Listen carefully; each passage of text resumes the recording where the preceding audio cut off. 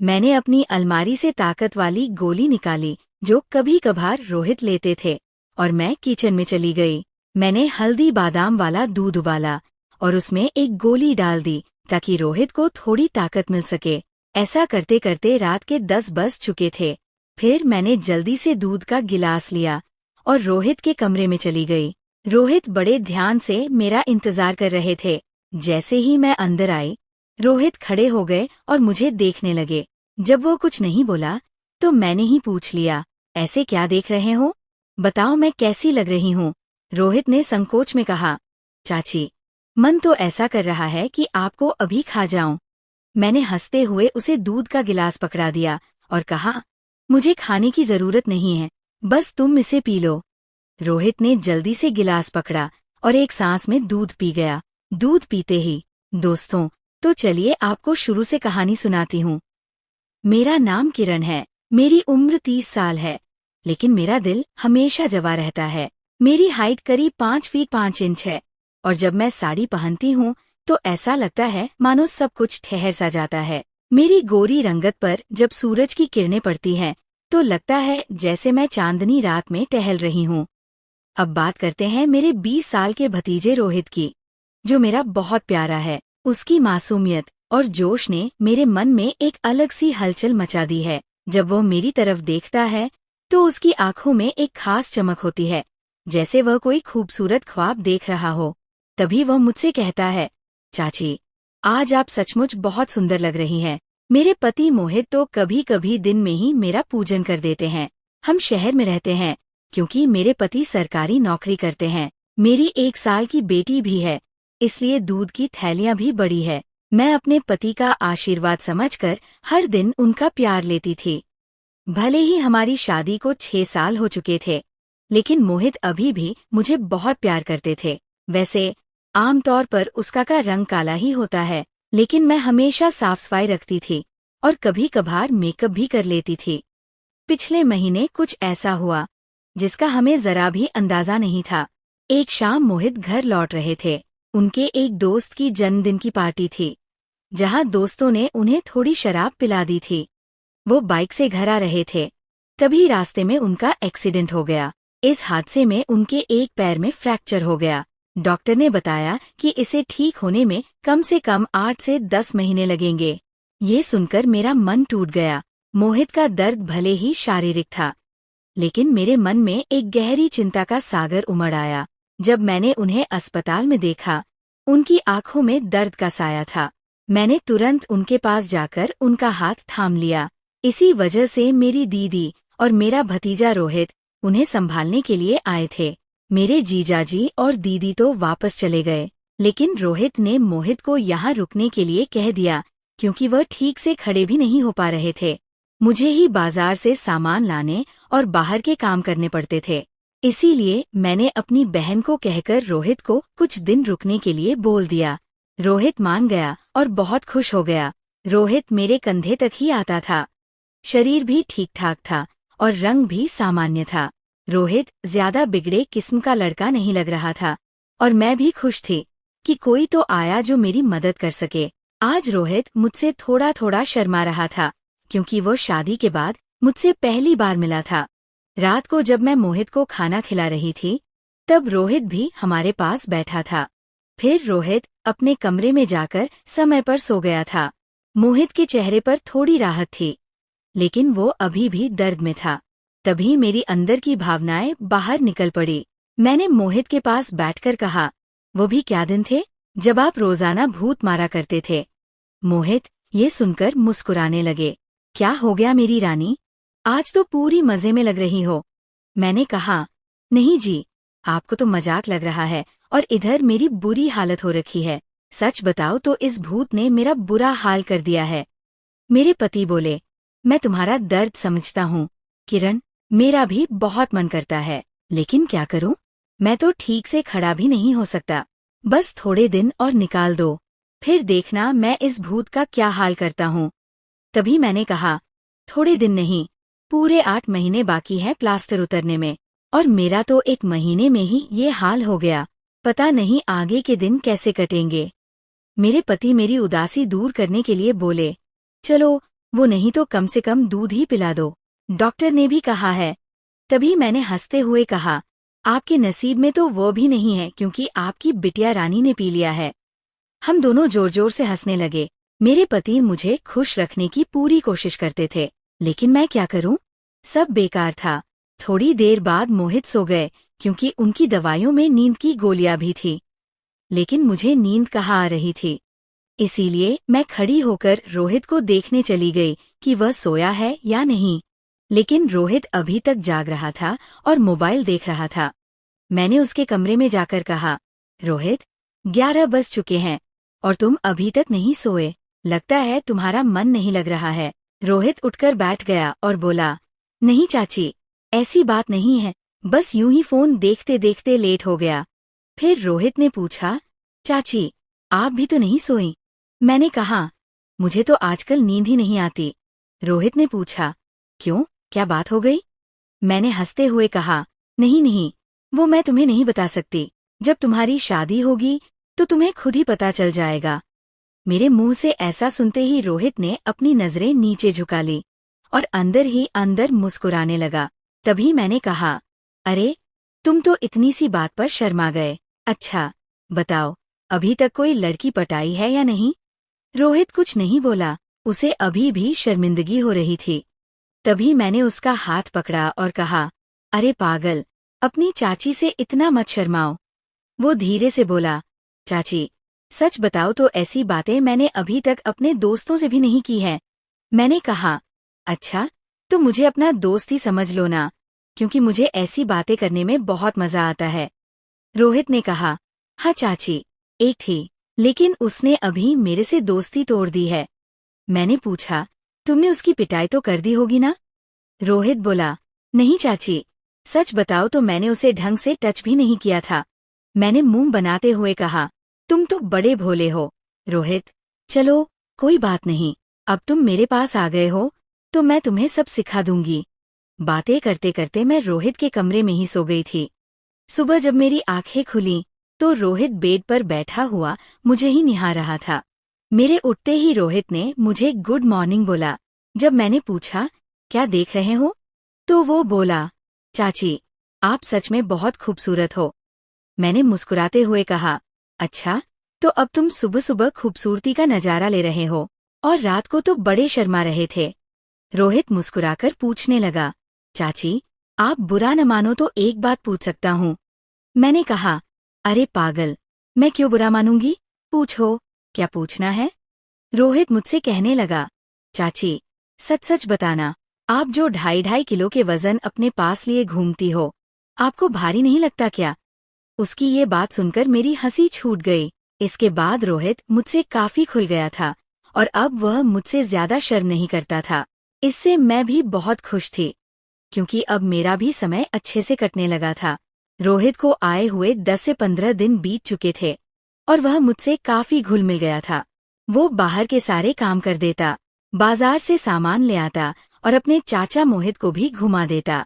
मेरी तो बहुत सेवा करने लगा था। शाम को मेरा सिर भी दबा देता और कभी कभी मेरे शरीर को भी आराम देता। लेकिन मेरी फरमाइशें दिन ब दिन बढ़ रही थी और मेरे पति मोहित की हालत अब भी वैसी ही थी। अब सब कुछ मेरी बर्दाश्त के बाहर हो चुका था। मैंने सोचा कि अब तो रोहित ही है जो मेरी मदद कर सकता है। वैसे मेरे पड़ोस में भी 3 लड़के रहते थे जो स्टडी करते थे। वे भी मुझे देखते थे। जब भी मैं छत पर बाल सुखाने या कपड़े सुखाने जाती तो वे मुझे ही देखते। पहले तो मैंने सोचा कि उनमें से एक को पकड़ लूं ताकि कुछ समय के लिए काम चल जाए, लेकिन फिर मैंने सोचा कि मैं इस घर की इज्जत हूँ और कल को पता नहीं इनमें से कौन मुझे या मेरे पति मोहित को बदनाम कर दे। इसीलिए मैंने उन्हें भाव नहीं दिया।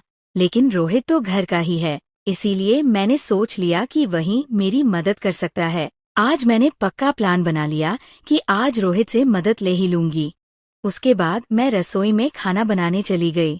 जैसे ही रोहित नहाकर फ्रेश होने के बाद रसोई में आया, मैंने दूध निकालने का बहाना बना दिया।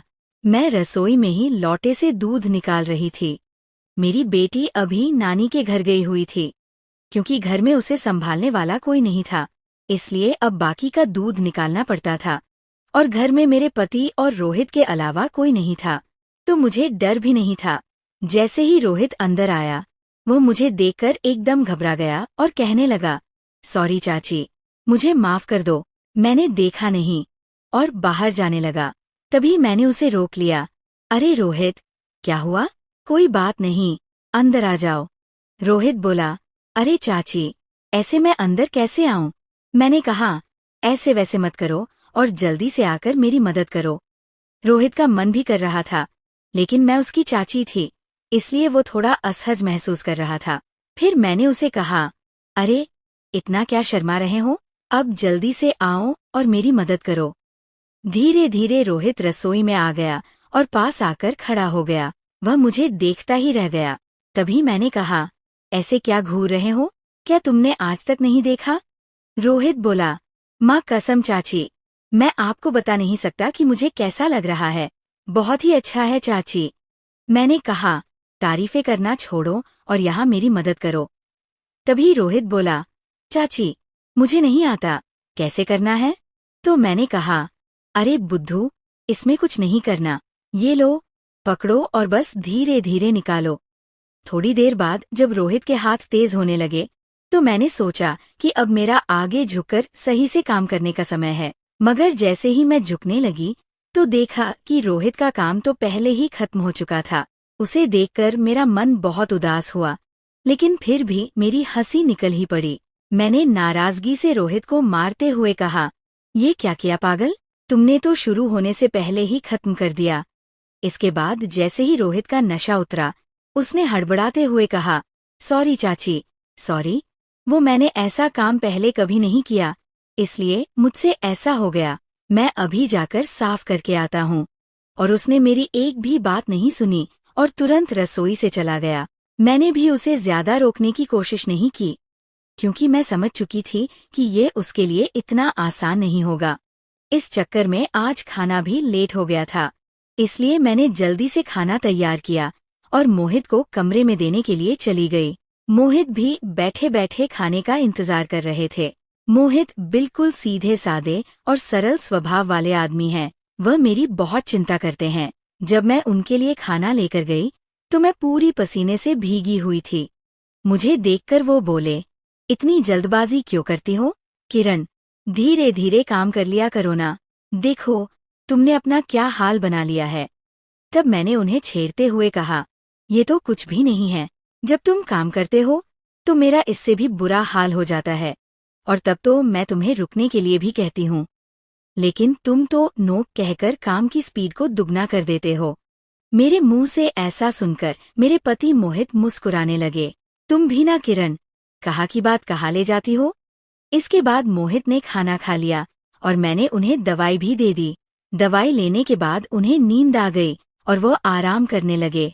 मैं भी काफी थक चुकी थी, इसलिए मैं नहा धोकर फ्रेश हो गई। इसके बाद मैं रोहित के कमरे में उसे देखने गई, तो वह भी सो चुका था। फिर मैं भी आकर आराम करने लगी। शाम को जब मैं रोहित को चाय देने गई, तो वो बैठा फोन चला रहा था। मुझे देखकर उसके चेहरे पर मुस्कान आ गई। मैं भी उसे देखकर हंसने लगी और मैंने उससे पूछ लिया, क्या बात है रोहित, आज तो तुम काफी ढीले ढाले से लग रहे हो। रोहित बोला, चाची, वो मैंने पहली बार ऐसा काम का अनुभव लिया था। प्लीज, आप बुरा मत मानना, मैं सच बता रहा हूँ। बिल्कुल मेरे से काम नहीं कर पाया। तभी मैंने उसे रोकते हुए कहा, अरे बेवकूफ, मैं कब बुरा मानने लगी। वैसे सच बताओ तो मुझे भी अच्छा लग रहा था। इसके बाद मैंने रोहित को चाय पकड़ा दी और उसके साथ बैठकर पीने लगी। हम दोनों बातें करने लगे। आज रोहित के मुंह से मेरे लिए तो फूल ही झड़ रहे थे। वह बस मेरी तारीफें ही करता जा रहा था। चाची, आप बहुत अच्छी हो। मैं तो सोच रहा हूँ कि सारी उम्र आपके ही घर रहूं। इन 15 दिनों में मुझे स्वर्ग जैसा महसूस होने लगा है, और ऊपर से आपकी खूबसूरती। मैंने मुस्कुराते हुए कहा, आज तो तुम्हारे मुंह से सिर्फ तारीफें ही निकल रही हैं। लगता है रोहित ने मेरा हाथ पकड़कर बोला, आप सही कह रही हैं चाची, अब आपको भी मेरे काम में मेरी मदद करनी होगी। अब तो आपको मेरी बात माननी ही होगी। प्लीज चाची, मना मत करना, बस एक बार के लिए मेरी काम वाली बन जाओ।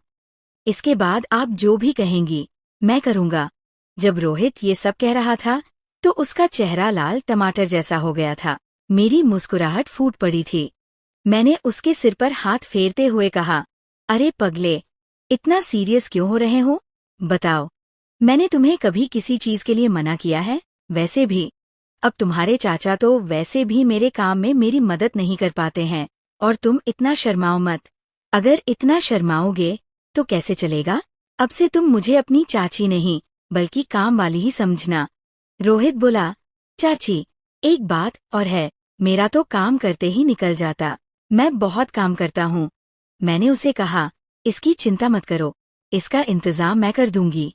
तुम बस काम के लिए तैयार रहना। मेरे इतना कहते ही रोहित खुश हो गया और उसने थैंक्स चाची की रट लगा दी। कहने लगा, चाची, आप बहुत अच्छी हैं। इसके बाद मैं चली गई क्योंकि शाम हो रही थी और मुझे मोहित को नहलाना भी था। जब मोहित नहा लिए तो रोहित उन्हें बाहर टहलाने ले गया। इसके बाद मैंने जल्दी जल्दी सारा काम किया और उनके आने तक खाना भी तैयार कर दिया। आते ही रोहित ने हाथ पैर धोए और खाना खाने के लिए बैठ गए। इतने में रात के 9 बज चुके थे और मोहित की दवाइयों का समय हो रहा था, इसलिए मैं उन्हें कमरे में ले गई और दवाइयाँ दे दी। मोहित की मेडिसिन में नींद की गोलियां भी थीं, ताकि उन्हें ज्यादा दर्द न हो और आसानी से नींद आ जाए। मोहित दवाइयाँ लेकर जल्दी ही सो गए। मैं उनका सिर दबा रही थी। जैसे ही मुझे पता चला कि मोहित सो चुके हैं, मैं नहाने चली गई। नहाकर मैंने लाल रंग की साड़ी पहनी, बालों का जोड़ा बना लिया और महक के लिए परफ्यूम भी लगा लिया। वैसे तो मैं मेकअप बहुत कम करती हूँ, लेकिन आज हल्का हल्का मेकअप कर लिया ताकि चेहरा खिल उठे। पूरी तरह तैयार होने के बाद मैंने अपनी अलमारी से ताकत वाली गोली निकाली जो कभी कभी मोहित लेते थे और रसोई में चली गई। मैंने हल्दी बादाम वाला दूध तैयार किया और उसमें एक गोली डाल दी ताकि रोहित को थोड़ी ताकत मिले। ये सब करते करते रात के 11 बज चुके थे। फिर मैंने जल्दी से दूध का गिलास लिया और रोहित के कमरे में चली गई। रोहित बड़े ध्यान से मेरा इंतजार कर रहा था। जैसे ही मैं अंदर आई, वो खड़ा हो गया और मुझे देखने लगा। जब वो कुछ नहीं बोला तो मैंने ही पूछ लिया, ऐसे क्या देख रहे हो? बताओ, मैं कैसी लग रही हूँ? रोहित ने झिझकते हुए कहा, चाची, मन तो ऐसा कर रहा है कि आपको अभी खा जाऊं। मैंने हंसते हुए उसे दूध का गिलास पकड़ा दिया और कहा, मुझे खाने की जरूरत नहीं है, बस तुम ये पी लो। रोहित ने जल्दी से गिलास लिया और एक ही सांस में दूध पी गया। दूध पीते ही मैंने कहा, चलो अब जल्दी से पूजा शुरू करते हैं। रोहित ने जवाब दिया, चाची, पूजा तो शुरू कर दूंगा, लेकिन आप दिए में तेल डालोगी या सीधे ही पूजा करवाओगी? मैंने मुस्कुराते हुए कहा, तुम मेरी चिंता मत करो, मैं पहले से ही तेल डालकर आई हूँ। इसके बाद जो हुआ उसे बताते हुए मुझे भी शर्मिंदगी हो रही है। मैं रोहित को अब तक बच्चा ही समझ रही थी, लेकिन उसने पूजा में मेरे पति को भी पीछे छोड़ दिया। रोहित ने सबसे पहले काजू कतली का स्वाद चखा। मेरे पति ने आज तक काजू कतली नहीं खाई, वे तो सीधे पूजा शुरू कर देते थे। जब मैंने रोहित से कहा, अब बस भी करो, और कितना खाओगे? तो उसने जवाब दिया, नहीं चाची, आपको नहीं पता ये कितनी मीठी है, इसी के लिए तो हम पागल रहते हैं। ये रोहित की पहली पूजा थी, इसलिए वो आधे घंटे से ज्यादा नहीं कर पाया। मैं ज्यादा थकी नहीं, लेकिन रोहित पसीने पसीने हो चुका था। मुझे भी 2 महीने बाद पूजा का मौका मिला था, तो मैं बहुत खुश थी। इसके बाद रोहित थककर आराम करने लगा। मैं भी वही थी। जब मैंने उससे पूछा, पहली बार पूजा करके कैसा लगा? तो रोहित ने जवाब दिया, चाची, सच कहूँ तो ऐसा लगा जैसे जिंदगी के सारे सुख एक साथ मिल गए, या यूं कहूँ, आप दुनिया की सबसे अच्छी चाची हो। फिर हम बातें करते करते सो गए। सुबह जब मैं उठी तो बिल्कुल तरोताज़ा महसूस कर रही थी। मैंने उठकर चाय नाश्ता बनाया और मोहित को दे दिया। इसके बाद मैं रोहित को चाय देने उसके कमरे में गई। वह भी उठ चुका था। चाय लेते हुए उसने मुझसे पूछा, चाची, मुझे डर लग रहा है, कहीं हमने कोई गलत पूजा तो नहीं कर ली? मुझे लगा कि शायद रोहित को पछतावा हो रहा है। मैंने उसे समझाते हुए कहा, रोहित, तुम ऐसा बिल्कुल मत सोचो। सच कहूँ तो ये मेरी मजबूरी थी। तुम्हारे चाचा 7-8 महीने तक ठीक नहीं हो सकते और मुझसे इतना इंतजार शायद ही हो पाता। तुमने पूजा में मेरी बहुत मदद की है, प्लीज तुम इतनी टेंशन मत लो। और हाँ, इस बारे में किसी से कुछ मत कहना। किरण ने अपनी कहानी सुनाते हुए बताया कि रोहित ने सर हिला दिया और बोला, चाची, अगर ये मेरी मजबूरी बन गई तो मैंने कहा, आ जाना फिर अपनी चाची के पास। मैंने कब तुम्हें मना किया है? इतना कहकर मैं मुस्कुराने लगी। रोहित फिर से मेरी तारीफ करने लगा। चाची, आपकी जितनी तारीफ की जाए उतनी कम है। पता नहीं मैंने पिछले जन्म में कौन से पुण्य किए थे जो मुझे आप जैसी चाची मिली। इसके बाद मेरे और रोहित के बीच गहरी दोस्ती हो गई। अब जब भी मेरा मन करता मैं रोहित से पूजन करवा लेती थी। इसी बीच रोहित के पापा ने फोन करके उसे घर बुलाया, लेकिन रोहित ने मना कर दिया। उधर मेरे पति मोहित भी अब चलने फिरने लगे थे, तो हम लोग बाजार घूमने जाने लगे। रोहित अब मेरी और भी ज्यादा देखभाल करने लगा था। शाम को जब मैं मोहित को सुलाकर रोहित के पास जाती तो वह मेरे पैर दबाता, कमर की मालिश करता और सिर भी दबाता। मैं रोहित से कहती, इतना काम करने की जरूरत नहीं है, लेकिन वो नहीं मानता और कहता, चुप रहो चाची, आप सारा दिन काम करती हो, इसीलिए थक जाती हो, इतना तो मुझे भी करने दो। दोस्तों, शायद आपको मैं बिल्कुल पसंद ना आऊं, क्योंकि मैंने इस रिश्ते को गलत दिशा में ले जाकर खराब कर दिया। सच कहूं तो मैं ऐसा बिल्कुल नहीं चाहती थी, लेकिन भावनाओं में बहकर सब कुछ हो गया। इसलिए प्लीज आप लोग समझने की कोशिश करें और मेरी कहानी सुनकर भावनाओं में न बहें, क्योंकि ये सचमुच गलत है। कृपया कमेंट में एक वादा जरूर करें कि आप अपने जीवन में ऐसा कभी नहीं करेंगे। ये कहानी हमें कई महत्वपूर्ण सबक देती है। किरण अपने पति मोहित की देखभाल करती है जब वो एक दुर्घटना में घायल हो जाते हैं। ये दर्शाता है कि जिम्मेदारी का मतलब सिर्फ अपने लिए जीना नहीं, बल्कि अपने प्रियजनों की देखभाल करना भी है। रिश्तों में हमें समर्पित, ईमानदार और एक दूसरे पर भरोसा करने वाला होना चाहिए, ताकि रिश्ते मजबूत और स्थायी बने। तो दोस्तों, आपको ये कहानी कैसी लगी? कमेंट में जरूर बताएं। अगर आप पहली बार इस चैनल पर आए हैं तो चैनल को सब्सक्राइब करना न भूलें। ऐसी ही रोचक कहानियों के लिए तब तक के लिए हमें इजाजत दें।